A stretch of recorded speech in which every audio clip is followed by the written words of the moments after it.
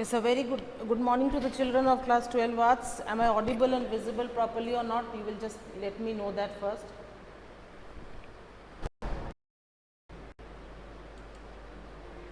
You will let me know that I am audible and visible to you properly or not.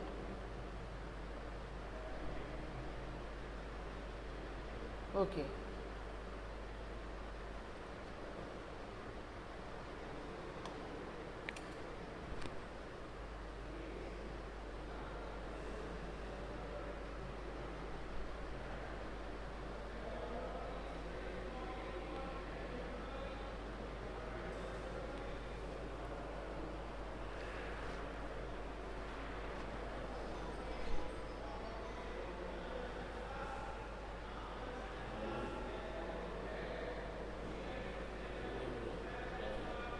Yes, a very good morning to all of you.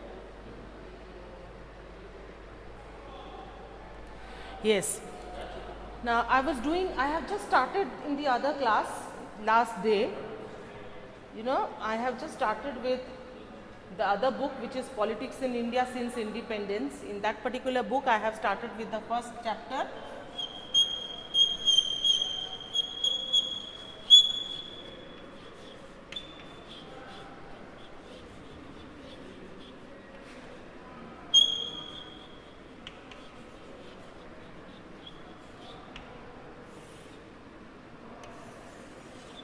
Challenges of nation building.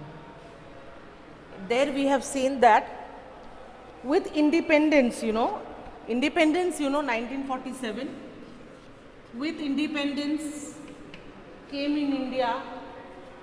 Although independence was something India should be, people of India was very happy with that, but unfortunately together with independence,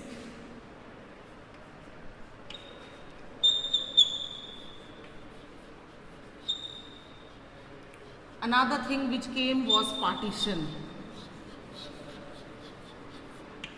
And as I have told you, that the idea of partition was put forward by Muhammad Ali Jinnah, and he was supported in this idea by the Muslim League. Now the reason why the Muslim League came forward with this idea of partition, because they believe that in undivided India, the Muslim interest will not be, paid importance, because India is a land which is actually dominated by the majority Hindus. So this particular feeling it developed in the minds of the Muslim League, which was given leadership by Muhammad Ali Jinnah, and they wanted and they demanded for a separate land for the Muslims in India, and that was to be known as Pakistan. So what happened? So the idea of partition had to be accepted, because the Muslim League have paid huge, force that India must be divided, and the question came that on what lines, on what basis will India be divided? It was on the basis of religion. It was on the basis of religion, and on this basis India was now going to be divided. And the problems which came up, as it was going to be divided on religious lines, the problem which came was that there was no single area, no single belt in India where we can see that the Muslims were in majority. All the places, it was found that the Muslim population and the Hindu population, they lived together. So the first problem which came up with the issue of partition was there was no single belt in India where, we can say that this is a Muslim zone, so let us divide that zone, let the people of this zone be sent to Pakistan, that means a land for the Muslims. But anyhow, after a lot of problems, this particular decision was taken that India is going to be partitioned. the process of partition was a horrible experience. And you know, it was said that it was one of the most tragic incidents which had ever taken place in the history of India.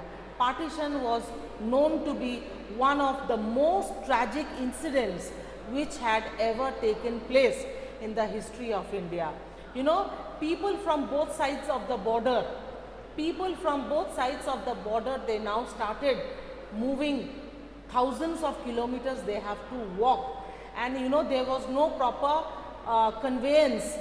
The buses, the trains which were actually sent, which was actually, you know, used for transferring the people from one part of India to the other part, you know, they were loaded, and people had to move from one part to the other. And the process of, and while walking for miles and miles, the people, you know, those who were, that is, the Muslims from India will be moving to Pakistan, and the Hindus from Pakistan will be moving over to India. Just imagine that after living in their own motherland for so many years, where they had their own property, their own assets, their own land, their own houses, everything they had to sacrifice, and they had to move to another part of the border.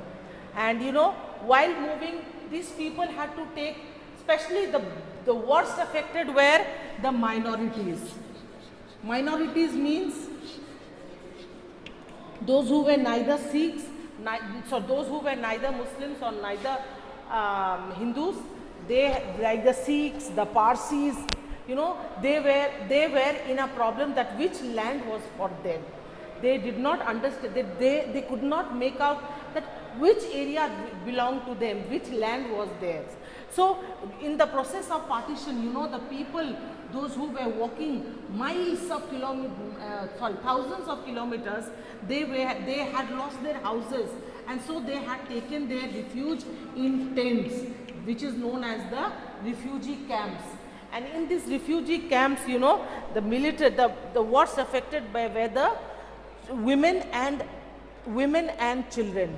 The worst affected amongst them were the women and children. What happened, you know? The women, you know, the military, those who were in charge of, they looking at these military camps, you know, what happened? The women, you know, they used the military on both sides, you know, what they did was that they came, they assaulted the women at many cases, they abducted them, they raped them, and you know, and these women, you know, in order to save their honor, what did they do?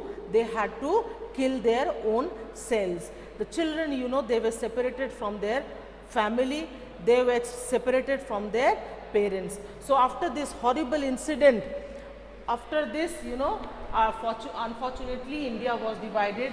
Indian subcontinent was divided into two provinces. One was known to be India with the Hindus and the Muslims in Pakistan. But I have talked about the three challenges, you know, the challenges which were faced by the people immediately after partition. What was that? What were the challenges, as I told you? One I have told you just now. One challenge was that there was no single belt which could be properly known to be as the Muslim dominated area or the Hindu dominated area, because the people had lived together, no Hindu, no Muslim, like that. They have lived together as close neighbors for long, and after that they had to be separated on the grounds of religion. So Indian subcontinent was divided, but even after that, you know, the problem of India was not over. Why? You know, during that time in India there were 565 princely states. Princely states means states which were ruled by the princes. That means kings. Now, one problem for India was over, and what was that? That India was divided. One Pakistan, another one was India. Now, one more thing I'll tell you, children.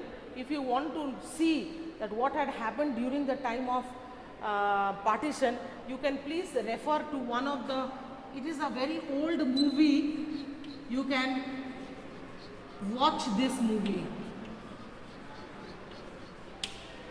Name of that movie is Garam Hawa. You can watch this movie. Or there is one serial, Tamas. If you watch them, you can understand that, you know, you will have an idea as what had happened with the people during the time of partition.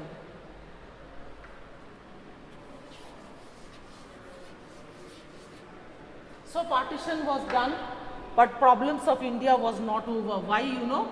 Just before independence, in the year 1946, just before independence, you know, the Britishers, before going away, they made one announcement. And what was that announcement?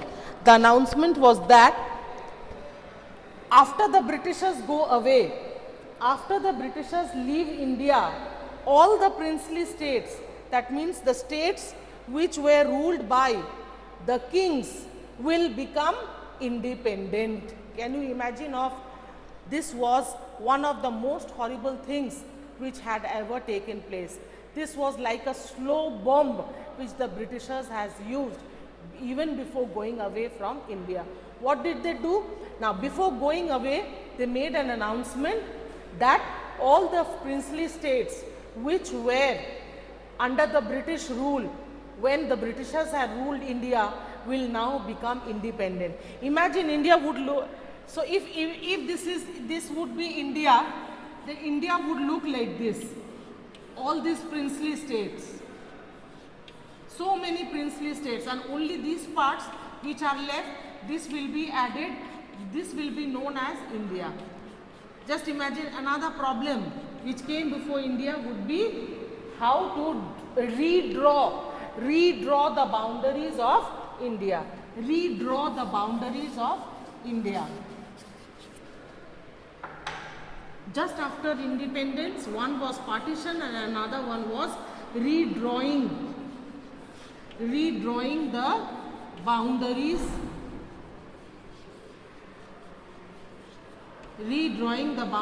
of India. Why? Because before the whole, you know, the Britishers made this announcement that after the Britishers go away, all the 565 states which are there, which were ruled by the kings, will now become independent. And if they become independent, what will happen? They will becoming independent states, and only those parts which will be left, they will be regarded as India. And you know, among most of the princely states, they agreed to become a part of India, whereas some of the princely states, I will write down their names, like Hyderabad,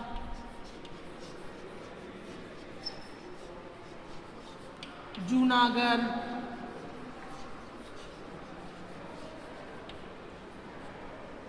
Punjab, Jammu Kashmir,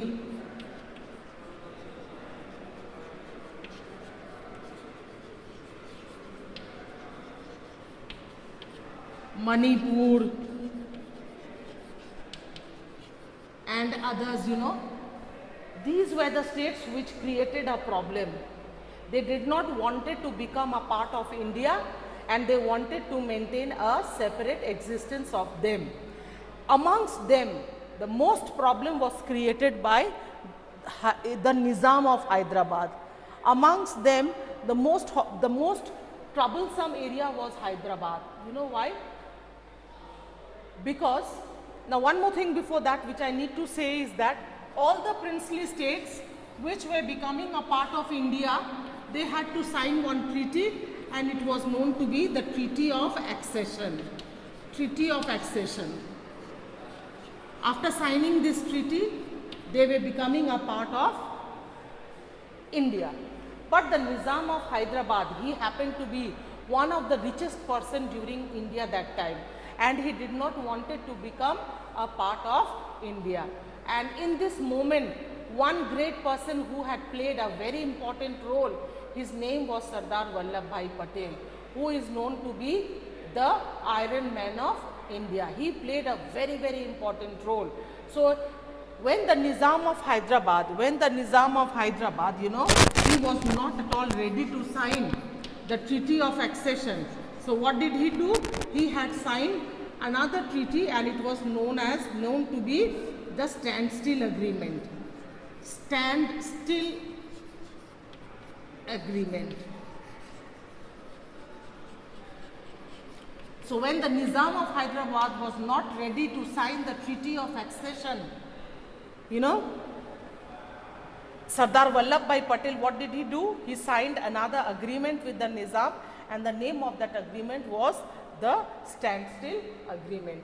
So after this agreement, what happened, you know, usually the Nizam was not a very popular person. He was very cruel, and his military, who was known as the Razakars, you know, the Nizam had used his military, especially the people of Hyderabad during that time. They were actually revolting. Why? Because they were ready to become a part of India. Now the Nizam, in order to control this situation, what did he do? You know, he had sent his military, and the name of that military, they were so popularly known as the Razakars. And this Razakars, you know, what did they do? They went and they started, you know, ill-treating the people of Hyderabad. When the situation went out of, at a point of time, you know, the people of Hyderabad, they became uncontrolled. And now the Nizam, what he had to do? He had to ask for military help from Sardar Vallabhbhai Patel. Now Sardar Vallabhbhai Patel, what did he do? He had sent his central military force in order to control the people of Hyderabad. And when the central military force came there, the people were brought into control, and after this, you know, when now the Nizam was forced to sign the Treaty of Accession in the year 1949. So we can see that in the first instance, the Nizam was not ready to sign the Treaty of Accession. After, the people of Hyderabad, when they became uncontrollable, and one more thing the people of Hyderabad was revolting for was that, especially the people, you know, who belong to Andhra region, they were actually Telugu speakers. They actually spoke the Telugu language. And so, you know what happened? These people were demanding for a separate land for themselves, which came to be known as Telangana later on. So when these situations were going on, the Nizam's army, the Razakars, they were not able to control the situation, and the Nizam had to ask for military help from for Sardar Vallabhbhai Patel, who was also the defense minister of India during that time. And the Nizam and Sardar Vallabhbhai Patel, he had sent his central forces to control the situation in Hyderabad.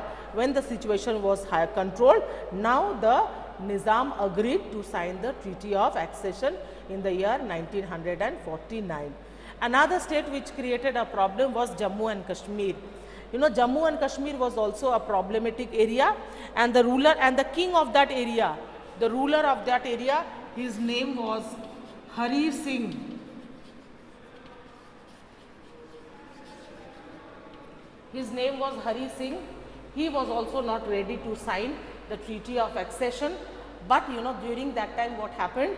The Pakistani tribals, that is the Pakistani forces during that time, they had attacked certain areas of Jammu and Kashmir. Now this, and Hari Singh could not help him, and so he had also to ask for help from the government of India. And when the central military forces of India, they went and they have they have pushed away all the military of Pakistan which had captured areas of the Kashmir Valley, and they have driven them out. After that, the ruler of Jammu and Kashmir, Hari Singh, was also forced to sign the Treaty of Accession. Another ruler who had created a problem was the ruler of Manipur, and his name was Bodha Chandra Singh. Bodha Chandra,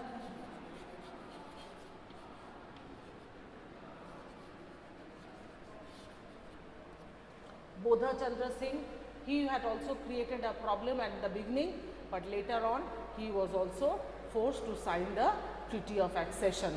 So in this way we can find that one by one all the princely states which were existing independently during the time of the British rule, now they had all become a part of India, and so India, now all the princely states, as I have told you just now, that they had all become a part of India, and now was the question of how to redraw the boundaries of India.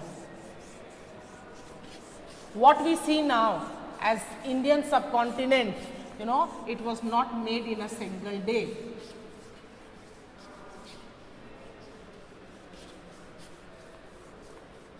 So in order to redraw the boundaries of India, the states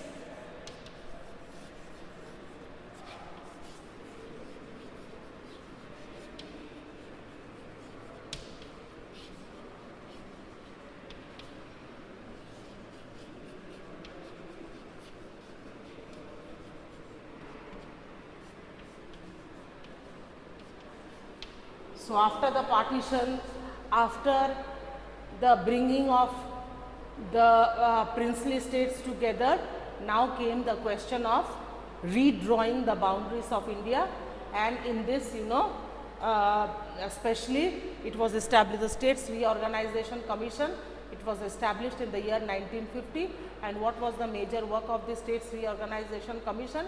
The major work was to draw the boundaries of India. Now what we see as India was actually done by the States Reorganization Commission in the year 1950, and usually, you know, the states of India was actually drawn on which basis? Can anybody of you tell me?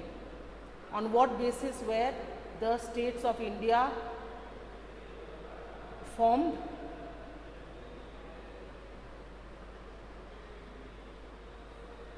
Can anybody of you tell me on what basis?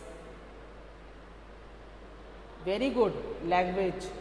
It was language. That means people speaking the same language, they were treated as a separate state. And that also you can find that almost all the people of India who we speak the same kind of language, we belong to the same state. Clear? Anyone having any question?